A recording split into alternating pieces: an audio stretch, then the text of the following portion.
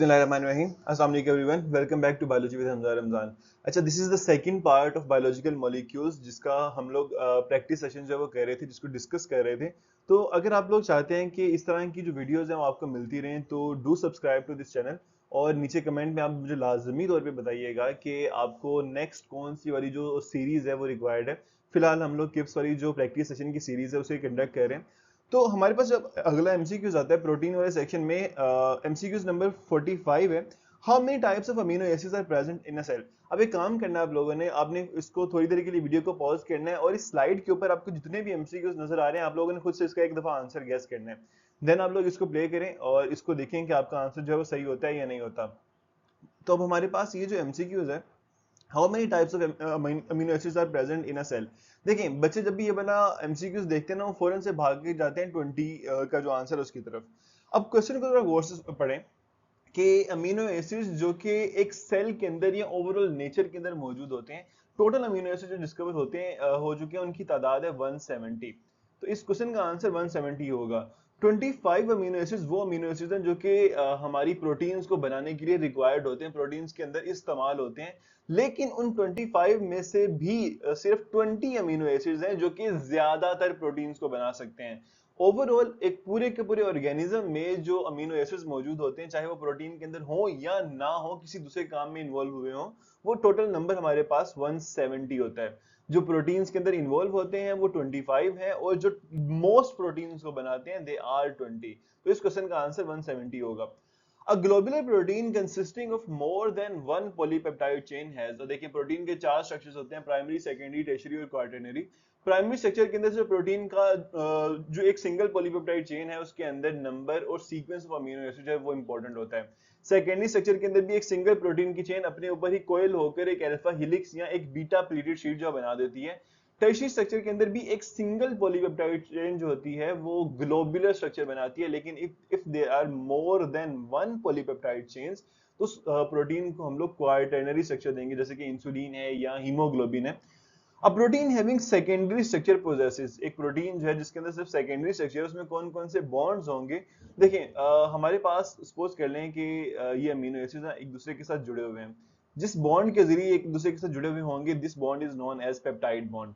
अब उसमें ऐसा होगा कि एक अमीनो एसिड के अंदर जो कार्बोक्सिल ग्रुप का ऑक्सीजन था जिसके ऊपर पार्शियली नेगेटिव चार्ज है, दूसरे अमीनो एसिड के अमीनो ग्रुप के ऊपर मौजूद हाइड्रोजन के साथ वो एक फोर्स ऑफ अट्रैक्शन जनरेट करेगा जिसको हम लोग हाइड्रोजन बॉन्ड कहते हैं। और ये हमारे पास ये जो स्ट्रक्चर है ये बेंड होकर एक हेलिकल स्ट्रक्चर में, एक कोयल स्ट्रक्चर में कन्वर्ट हो जाएगा। तो इस कोयल को बनाने के लिए दो बॉन्ड इस्तेमाल होते हैं, एक पेप्टाइड बॉन्ड इस्तेमाल होता है, दूसरा हाइड्रोजन बॉन्ड इस्तेमाल होता है। तो both A and B will be the answer. All of the following are examples of fibrous proteins except. अब जो सिल्क फाइबर है बेसिकली जिसके नाम में आपको मेंशन है कि ये एक फाइबरस प्रोटीन है। केराटिन हमारे पास सेकेंडरी स्ट्रक्चर के अंदर मौजूद होती है। सेकेंडरी स्ट्रक्चर की जो प्रोटीन्स हैं they are fibrous proteins. Fibrin हमारे पास सेकेंडरी स्ट्रक्चर के अंदर मौजूद होती है। लेकिन मायोग्लोबिन ये मसल प्रोटीन है, ये टर्शियरी स्ट्रक्चर में होती है। ये ग्लोबुलर स्ट्रक्चर है प्रोटीन का, ये सेकेंडरी या फाइबरस प्रोटीन नहीं होती। Which of the following is a complex of globular protein with non-proteinaceous material? अब देखिए non-proteinaceous material लाजमी नहीं है कि कोई कोएंजाइम हो या कोई कोफैक्टर हो, इसके अलावा भी जो non-proteinaceous material है वो हो सकता है। तो लेकिन हमारे पास यहाँ पर क्या है कि कोलाजिन जो है इसके अंदर non-proteinaceous material जो है वो नहीं होता है, एल्ब्यूमिन में नहीं होता, फाइब्रिनोजन के अंदर नहीं होता। लेकिन हीमोग्लोबिन जो है ये जो ब्लड को कैरी करने वाली प्रोटीन है, इसमें चार हीम पोर्शंस होते हैं, वो आपस में एक आयरन के एटम के जरिए जो है वो जुड़े हुए होते हैं। तो इन जो आयरन के एटम है they are non proteinaceous materials. तो इसका आंसर जो है वो हीमोग्लोबिन होगा जो कि ग्लोबुलर प्रोटीन है।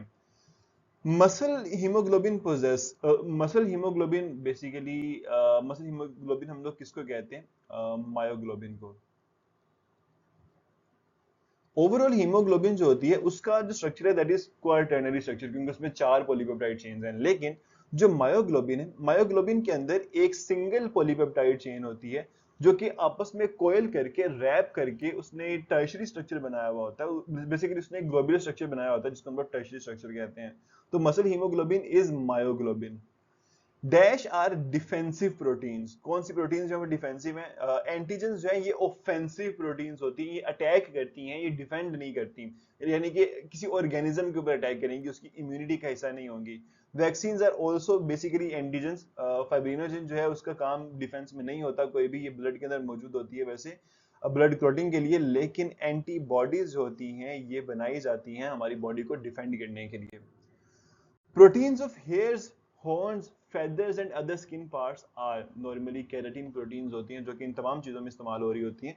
तो केराटिन प्रोटीन जो होती है ये स्ट्रक्चर बना रही है, ये जो हमने अभी भी नाम पढ़े हैं, दीज आर बेसिकली स्ट्रक्चर्स जिन्होंने कोई फंक्शन परफॉर्म नहीं करना है। ये स्टोरेज प्रोटीन्स नहीं होंगी, एंजाइमेटिक प्रोटीन्स नहीं होंगी, हार्मोनल प्रोटीन्स भी नहीं होंगी, क्योंकि ये कोई काम तो नहीं कर रही, ये स्ट्रक्चर बना रहे हैं।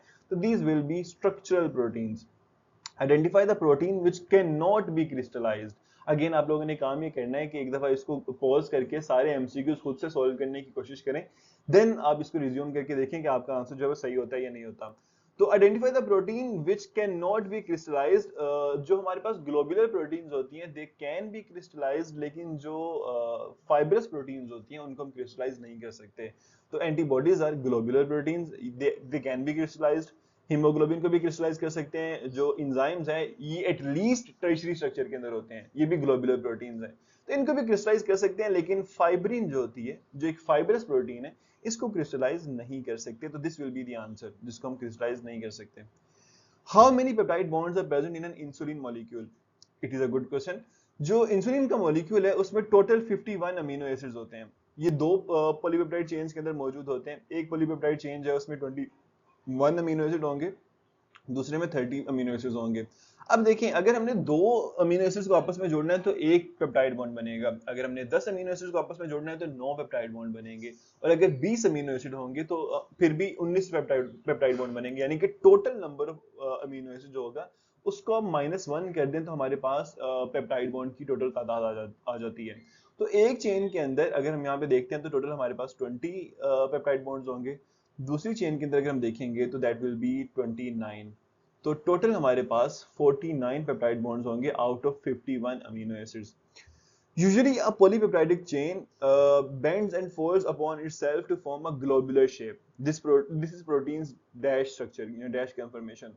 तो अगर एक सिंगल पॉलीपेप्टाइड चेन है वो अपने ऊपर ही बेंड और फोल्ड कर रही है और फोल्ड करके एक ग्लोबुलर स्ट्रक्चर बना रही है, तो उसे हम लोग प्राइमरी या सेकेंडरी स्ट्रक्चर तो नहीं कह सकते। सेकेंडरी स्ट्रक्चर के अंदर तो हेलिकल शेप होती है या बीटा प्लेटेड शीट्स होती हैं। क्वार्टरनरी स्ट्रक्चर भी नहीं कह सकते क्योंकि उसके लिए मोर than one polypeptide chains required होती हैं। मगर टर्शियरी स्ट्रक्चर जो होता है इसमें एक सिंगल पॉलीपेप्टाइड चेन ही रिक्वायर्ड होती है जो कि ग्लोबुलर स्ट्रक्चर बना रही होती है। तो this will be the answer. Which level of protein structure maintains the helix shape of an enzyme? तो अभी भी हम लोगों ने बात की कि जो सेकेंडरी स्ट्रक्चर होता है बेसिकली इसका काम ही होता है किसने हेलिकल शेप बनानी है। प्राइमरी बिल्कुल लीनियर प्रोटीन होती है, सेकेंडरी में हेलिकल और बीटा प्लेटेड शीट्स होती हैं। टर्शियरी और क्वार्टरनरी जो होता है ये हमारे पास वो स्ट्रक्चर है जो कि ग्लोबुलर होता है। Which one of the following is used in synthesis of nucleic acids, hormones, coenzymes and amino acids for protein synthesis? देखिए हमारे पास जितने भी ऑर्गेनिक मॉलिक्यूल्स हैं उनकी बैकबोन, उनके लिए जो मेन जो एलिमेंट रिक्वायर्ड होता है वो कार्बन होता है। ऑल्दो इनमें बाकी तमाम ये वाले जो एलिमेंट्स हैं ये मौजूद होंगे, इनके बगैर वो पूरा का पूरा मॉलिक्यूल नहीं बन पाएगा, लेकिन उन तमाम मॉलिक्यूल्स की जो बैकबोन बना रहा है दैट इज कार्बन। इसी वजह से हम लोग कहते हैं कि हमारी लाइफ जो है वो कार्बन बेस्ड लाइफ है। Enzymes are molecules of one of the following group of biomolecules. Mark the correct answer which can also be identified as a biological catalyst. तो एंजाइम्स होते हैं, अगर आप लोगों ने एंजाइम्स की पहली लाइन पढ़ी होगी उनके कैरेक्टरिस्टिक्स की, तो एंजाइम्स आर ग्लोबुलर प्रोटीन्स। तो एंजाइम्स आर प्रोटीन्स, वो कार्बोहाइड्रेट्स, फैट या विटामिन्स नहीं होते, they are protein molecules. Which molecular structure of enzyme is essential for activity of enzyme? देखें, जो enzymes होते हैं हम लोगों ने एक चीज एस्टेब्लिश कर ली कि they must be globular, वो ग्लोबुलर प्रोटीन्स होती हैं। अब प्राइमरी और सेकेंडरी प्रोटीन्स तो ग्लोबुलर नहीं होती ना, टर्शियरी और क्वार्टरनरी होती हैं। तो कम से कम एक एंजाइम का जो स्ट्रक्चर होगा ग्लोबुलर होने के लिए टर्शियरी रिक्वायर्ड है। इसेंशियल जो होगा दैट इज टर्शियरी। टर्शियरी से ऊपर जाके क्वार्टरनरी भी हो सकता है, लेकिन टर्शियरी एटलीस्ट टर्शियरी जो है ये रिक्वायर्ड होता है ताकि एंजाइम की जो शेप है वो ग्लोबुलर हो सके। That is an past paper MCQs. तो this is the answer, tertiary structure is the answer. Secondary structure of protein is found in, जो ट्रिप्सिन है हमारे पास, ये सेकेंडरी स्ट्रक्चर में नहीं होती, ग्लोबुलर स्ट्रक्चर होता है। इंसुलिन हम लोगों ने पढ़ लिया कि ये क्वार्टरनरी स्ट्रक्चर है। ग्लूकागॉन भी एक हार्मोन है, लेकिन केराटिन प्रोटीन जो होती है ये सेकेंडरी स्ट्रक्चर के अंदर पाई जाती है। The number of amino acids that have been found to occur in cells and tissues, देखने MDK 2017 का क्वेश्चन है। अगेन आप लोगों ने ये नहीं देखना कि प्रोटीन को बनाने के लिए या ज्यादातर प्रोटीन को बनाने के लिए कौन से अमीनो एसिड इस्तेमाल होते हैं। Total number of amino acid जो आज तक डिस्कवर हो चुके हैं that is 170। Most proteins are made up of type of amino acids. अब यहाँ पे ये नहीं है कि ऑल प्रोटीन्स या हमारे पास टोटल प्रोटीन को बनाने के लिए कितने रिक्वायर्ड होते हैं अमीनो एसिड्स। ज्यादातर प्रोटीन कितने अमीनो एसिड से बन जाती हैं, वो 20 अमीनो एसिड से बन जाती हैं। टोटल प्रोटीन्स को बनाने के लिए 25 रिक्वायर्ड होते हैं। Backbone of amino acid is comprises of, अब अमीनो एसिड की जो बैकबोन होती है, अगर हम यहाँ पे एक अमीनो एसिड का स्ट्रक्चर ड्रॉ करें, सपोज करें this is the alpha carbon, यहाँ पे हमारे पास उसका एक अमीनो ग्रुप मौजूद है, नीचे हमारे पास एक आर ग्रुप या साइड चेन, और फिर यहाँ पर एक कार्बोक्सिलिक ग्रुप मौजूद है। तो इस स्ट्रक्चर को अगर आप गौर करें तो this is the backbone of an amino acid, तो it will be CCN। This will be the answer. Bonds present in alpha helix are, alpha helix के अंदर कौन से बॉन्ड्स मौजूद होते हैं। देखें अगर हमने एक प्राइमरी स्ट्रक्चर है प्रोटीन का, उसको अल्फा हेलिक्स में कन्वर्ट करना है, एक अमीनो एसिड जो होगा उसका जो कार्बोक्सिलिक ग्रुप है, उसके ऑक्सीजन के ऊपर जो पार्शियल नेगेटिव चार्ज है, दूसरे अमीनो एसिड के अमीनो ग्रुप के ऊपर जो पार्शियल पॉजिटिव चार्ज होगा, इसके साथ इंटरेक्ट करेगा। इनकी इंटरेक्शन की वजह से हाइड्रोजन बॉन्ड प्रोड्यूस होता है, जो कि एक स्ट्रेट चेन को बेंड करके उसको हेलिकल फॉर्म में कन्वर्ट कर देता है। अगेन इसको एक दफा पॉज कर लें, सारे सारे क्वेश्चन को आंसर करें, और फिर आप बाद में इसको रिज्यूम करके देखें कि आपका आंसर जो है वो सही होता है या नहीं। Sequence of amino acids is important in, protein की का कौन सा स्ट्रक्चर होता है जिसमें सिर्फ और सिर्फ अमीनो एसिड्स का सीक्वेंस जो है वो इंपॉर्टेंट होता है। अगर आप एक प्रोटीन का लीनियर स्ट्रक्चर देते हैं, इसमें नंबर 1 2 3 4 5, इसमें कौन कौन से अमीनो एसिड इन पोजीशन पे मौजूद हैं, that is the sequence of amino acid. और ये जो सीक्वेंस होता है ये प्राइमरी स्ट्रक्चर के अंदर सबसे इंपॉर्टेंट होता है। सेकेंडरी स्ट्रक्चर के अंदर हाइड्रोजन बॉन्ड बन के अल्फा हेलिक्स इंपॉर्टेंट होता है, टर्शियरी और क्वार्टरनरी स्ट्रक्चर के अंदर उनकी शेप इंपॉर्टेंट होती है। Which of the following holds the alpha helix of protein in its place? Again ये सेम एमसीक्यूज है, लेकिन ये पास्ट पेपर का क्वेश्चन है तो ये दोबारा से रिपीट हो रहा है। हाइड्रोजन बॉन्ड जो होता है वो उसको अपनी जगह पे रखता है। The number and sequence of amino acid along a peptide chain is called structure of protein। तभी भी हम लोगों ने इसके ऊपर बात कर ली कि number and sequence of amino acid जो होता है ये प्राइमरी प्रोटीन के स्ट्रक्चर के अंदर इंपॉर्टेंट होता है और किसी में नहीं होता। Most proteins are made up of dash, अब यहाँ पे मोस्ट प्रोटीन है, ऑल प्रोटीन्स नहीं है। हम 170 की तरफ नहीं जाएंगे, हम 25 की तरफ नहीं जाएंगे, हम 20 टाइप ऑफ अमीनो एसिड उसको देखेंगे। This is the answer. MDK 2019 का क्वेश्चन है ये। The structure of a fibrous protein comprises of polypeptide chains in the form of, जो फाइब्रस प्रोटीन होती है उसका स्ट्रक्चर जो है क्लस्टर की फॉर्म में तो नहीं हो सकता, जो फाइबर प्रोटीन के फाइबर्स हैं। फ्लैट अनकोइल्ड चेन्स भी नहीं हो सकती क्योंकि वो तो प्राइमरी स्ट्रक्चर हो जाएगा। स्फेरिकल और कर्ल्ड अप बॉल अगर होता है तो हम उसे कहते हैं ये टर्शियरी या क्वार्टरनरी स्ट्रक्चर है, ये फाइब्रस नहीं होगा। फाइब्रस के अंदर तो सेकेंडरी स्ट्रक्चर होना है। उसमें ऐसा होगा कि हमारे पास लंबे लंबे प्रोटीन के जो धागे हैं वो इस तरह से जो जुड़े हुए होंगे एक दूसरे के साथ, तो that will be the fibrous protein structure. Long strands of fibrils की फॉर्म में होगा प्रोटीन का ये वाला स्ट्रक्चर। इन ग्लाइसिन आर इज, अब देखिए हमारे पास अमीनो एसिड का हमने एक स्ट्रक्चर बनाया था, जल्दी से उसको एक दफा दोबारा से बना लेते हैं। अमीनो ग्रुप है, कार्बोक्सिलिक ग्रुप है, और साथ हमारे पास ये साइड चेन है। अब डिफरेंट अमीनो एसिड्स एक दूसरे से डिफरेंट किस चीज की बेस पे होते हैं, साइड चेन की बेस पे होते हैं, आर ग्रुप की बेस पर होते हैं।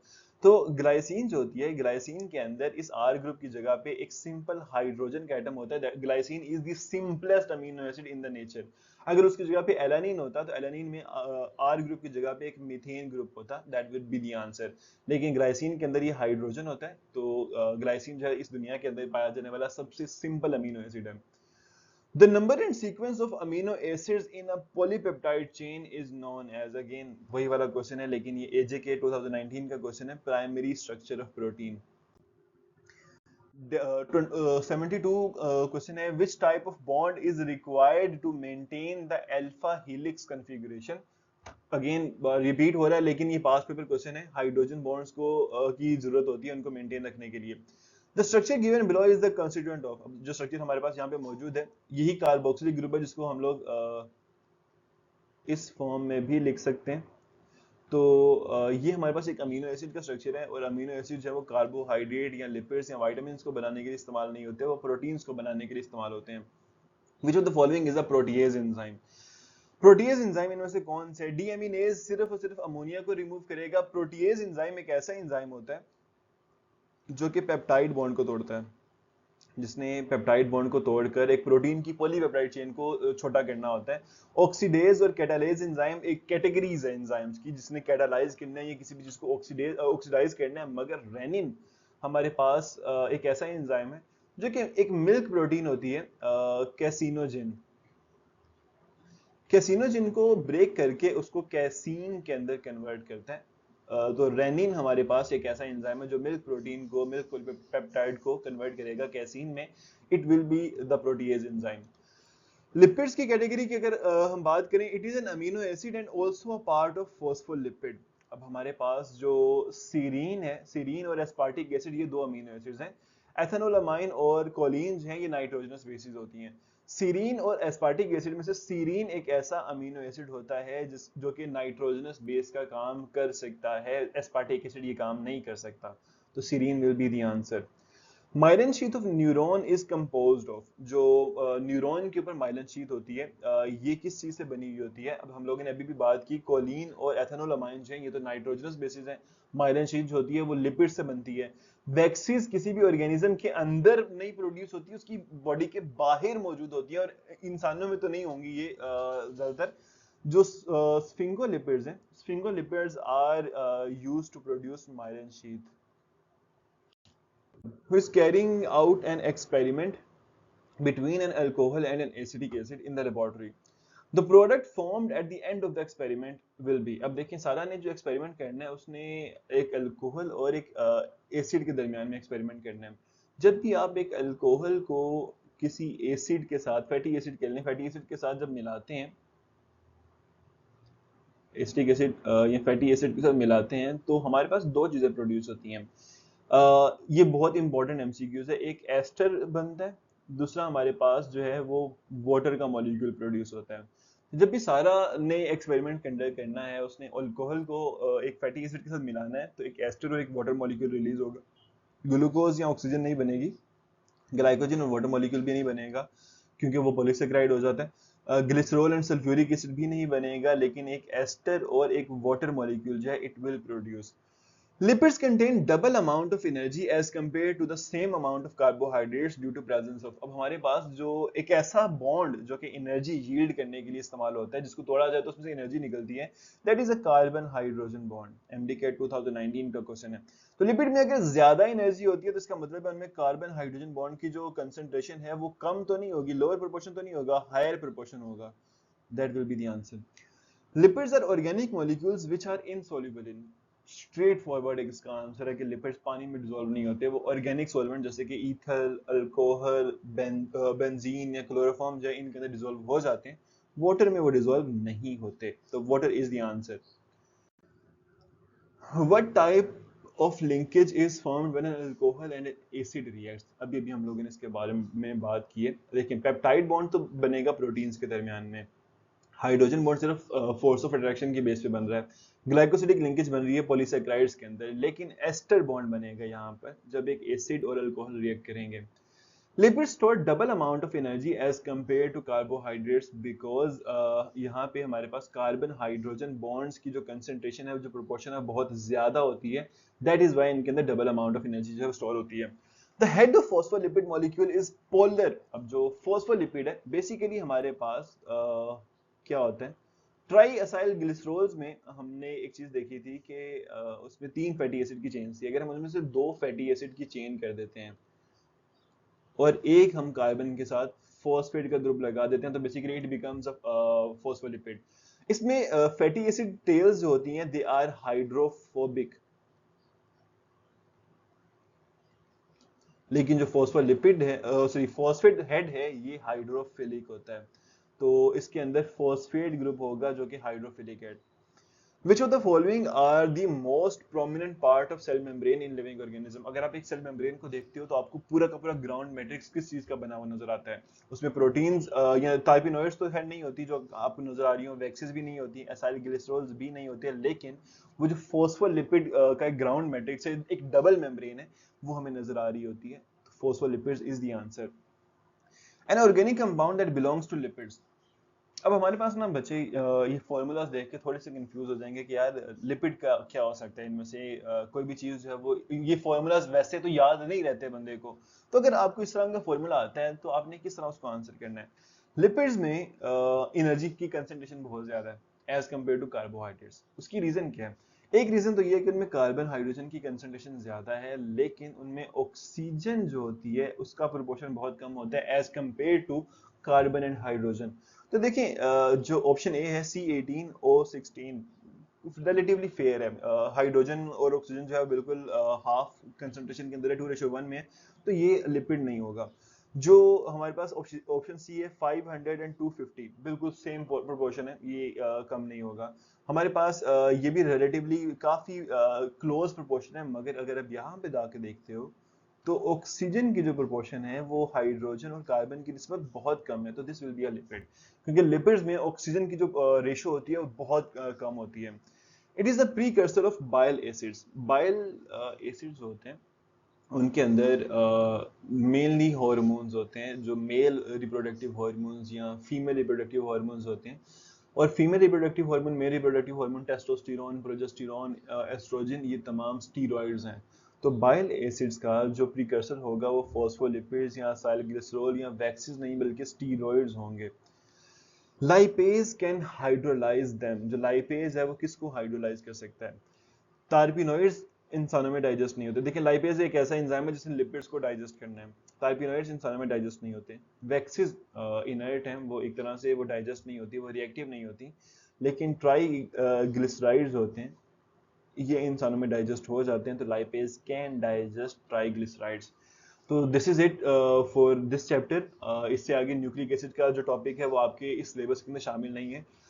डू कमेंट और मुझे बताइएगा कि इसके बारे में आपकी क्या राय है, आपको कौन सी चीज समझ नहीं आई, we can talk about that further. और इसके अलावा आपको कौन सी सीरीज जो है वो चाहिए ताकि आप एमडी कैट की अच्छी तरीके से तैयारी कर सकें, मुझे कमेंट में लाजमी बताइएगा। See you in the next video, तब तक के लिए बच्चों टेक केयर, अल्लाह हाफ़िज़।